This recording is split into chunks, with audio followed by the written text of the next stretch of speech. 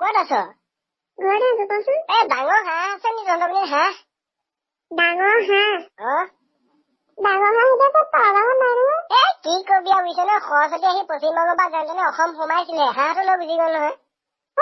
সঁচা তই 22 তাৰিখে বোলে আমাৰ ইয়ালৈ অহা কথা দেই, আমাৰ আনাপা এনেকে সোমাই মেলি যোৱা কথা। মোক ডাইৰেক্ট ফোন কৰিছে বোলে অসম সোমাইছোহি, হাঁহটো নাই নহয় বোলে। ৰিজাৰ্ভেশ্যনত আহিছে বুজিছ নে, পুৰা ধুনীয়া টিকেট এচি ৰুমত আহিছে, তথাপি অসম সোমাইছে হাঁহটো নাই। মোক ক'লে বোলে তুমি হাঁহটো বিচৰা। গোটেই ফোন কৰিছো, যদুক ফোন কৰিছো, এইপিনে জ্ঞানজ্যোতিক ফোন কৰিছো, তোলে ফোন কৰিছো, হাঁহ নাই বুজিছ নে। হাঁহ ওলাব নি, হাঁহ ওলাব নি?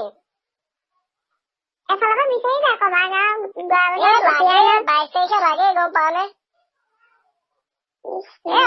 অসম তই বিশ্বাস কৰ, মোক এইমাত্ৰ ফোন কৰিছে দেই, বেছি দেৰি হোৱাই নাই। এইমাত্ৰ কৈছে বোলে অসম সোমাইছিলো হে, হাঁহটো নাই। কিহত আহিব তই কচোন বাৰু? ডাইৰেক্ট ফোন কৰিছে, সৰস্বতী কৰিছে বাৰু।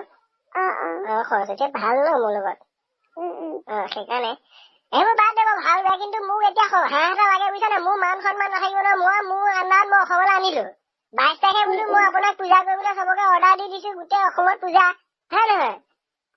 এতিয়া হাঁহটো নাই, মই কি কৰো, মেথা বেয়া, গম পাওঁ নে, মেথাটো একেবাৰে জ্বলি গৈছে।